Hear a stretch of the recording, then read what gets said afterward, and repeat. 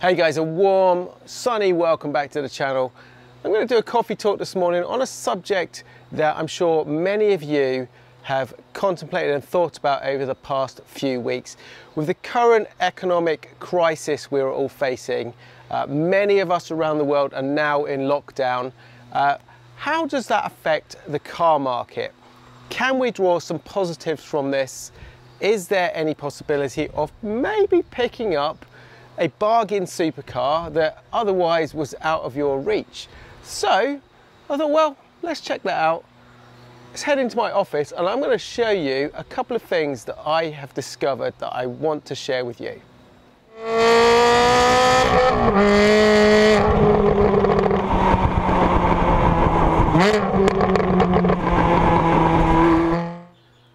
So I want you guys to grab yourselves a nice hot cup of coffee. I'm going to log on. I'm going to share with you a little bit of information that's quite interesting that I've just found. Let's head on over to Copart UK's website, and in particular the statement they've put online on their website, all to do with COVID-19, the restrictions that they have rightly put in place. First of all, purchases can only be delivered. To me, that is going to potentially alienate a lot of their buyers, in the sense that most, especially trade, would buy these at auction. They would go pick it up themselves. There is now an extra cost involved. The second point is, if you go into that statement, it says that the Copart offices are now closed to general public and trade, which means to me that you cannot go and view these cars. So potentially that's not going to affect the small low-end cars such as Citroen's Mini. But when you're talking about the high-value cars like Aston, Audi, Porsche, Ferrari, Bentley, Lamborghini, when you're talking about thousands of pounds for these cars, you know, people are not going to take that risk. Most people want to see the cars before they bid and see what's wrong with them. However, my point here is, if you are prepared to do your research as much as possible and take a slight gamble, from personal experience, this is what can happen. My point is, guys, if you are prepared to take a gamble, you are potentially going to net yourselves an absolute bargain. Let me give you an example. So of my 4 Ferraris here, I went to see that one 10 years ago before I bought it. This 308, I bought sight unseen from America. That was from a dealership. So I got a little bit more information from that one. The 355, that was bought sight unseen from San Diego across the pond. Private sale, sight unseen. The Ratarossa, completely sight unseen. Pictures alone on that one. That was the ultimate gamble because, well, if you've seen or you know the story on that one, and I'm going to share a bit more information on that in a video in the coming week or two, you will know the state that that car turned up in. Anyway, my point is, guys, all of those 3 cars, in fact that one was as well, let's talk about that one as well, but all of these 3 cars were cheap because we took a gamble. We struck really quickly. If I'd have let these sit around, someone else would have picked them up. They would have gone and seen them, picked them up for the bargain price, but we got them all cheap because we took the gamble. 360, I did go and see that car, but the point is that was also a complete bargain because I paid £41,000 for that 360 Modena that it started out with. It was a low mileage, it was a full Ferrari service history car, but we were in a big downturn around the world. It was when all the financial rubbish hit, all the banks were going bust. No one was selling or buying Ferraris apart from me. So I got that, I mean, a third off the market value at the time at least.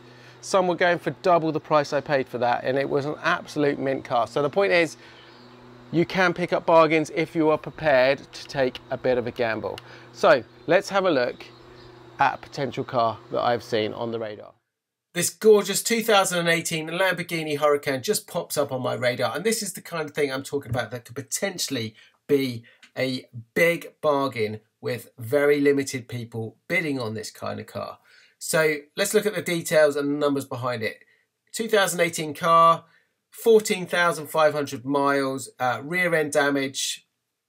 Estimated retail value is about 160,000, which is around about right. It's a 2018 car. So Huracans are going between, 120 upwards. Lovely colour, decent spec. Current bid on it is £50,250. There is a reserve and there is 5 days to go on this. So we'll be keeping an eye on that over the next 5 days and see what it goes for. Let's have a look at the pictures and I'll talk about some of the numbers behind this. So left side of the car, very decent indeed. Look at that. Hardly any damage, potentially a little bit of damage up there on top of the front bumper.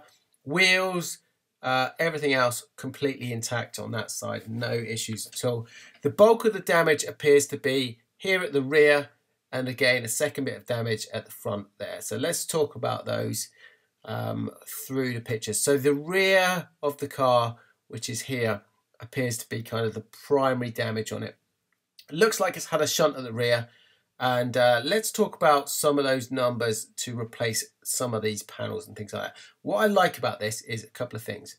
First of all, it looks like the car has been hit high up. So the lower chassis looks like it's not too bad. It's like hit here and it's buckled that rear quarter. Things such as wing mirrors, wheels, rear bumper all look pretty good. There's a couple of items here that obviously are not. That's the rear quarter. Now I have seen that used for as little as £1,000 on eBay. We also need that upper panel up here. Again, another one that's used around about £1,000 for one of those. We'd need a rear light. Again, left side, all looking very good on this car. Interior wise, you can see airbags have gone. I was very surprised to see, even new, these are not too expensive. So it's less than £1,000 for both the dash and the steering wheel airbag on the car. Interior looks a little bit dirty, and that's, I'm guessing, where the car's been moved around, as does the engine bay. Just needs a bit of a clean up. Nothing major there that would concern me at all. No damage at all to any of that carbon, which is a main expensive bits. Console here, lovely digital dash. Again, mileage verified there. Couple of error messages on the dash.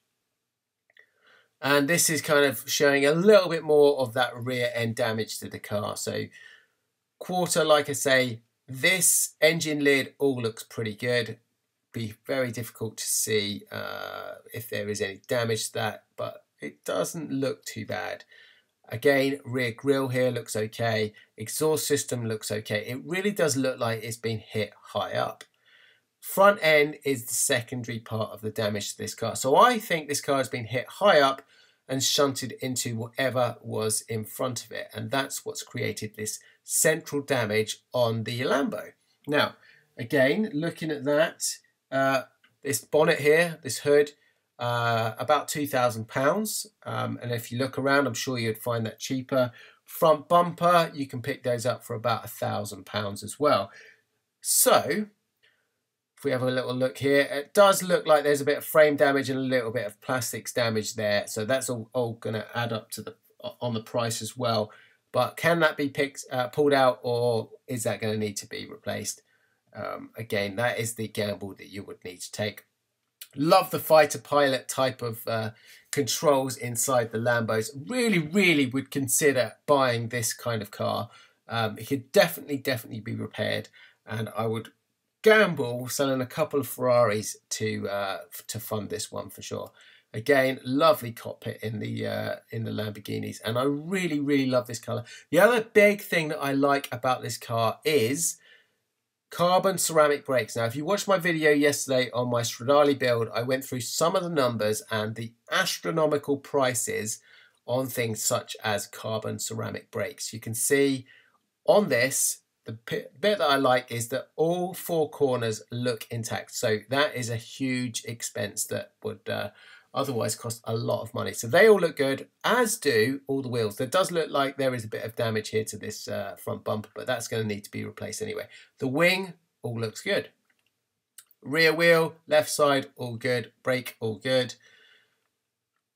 right side rear. Now, this is the picture I quite like. It doesn't look like there is any damage to the lower part of this. So there might be minimal damage to the chassis at the bottom, which is a very good sign. Again, carbon ceramic brake looks good, as does the wheel. Front wheel, right side, a little bit of curb damage on the front there, rim damage that might have even happened before the accident. Wheel looks good, and brake system again looks very good. It's turned in, so it's hard to see if there's any damage to that. If not, you know, it's probably going to be minimum. Again, we've talked about airbags on the car. They've both been deployed, but surprisingly not too expensive. So that is the kind of car that I think could potentially be a bargain in this current situation that we are all facing.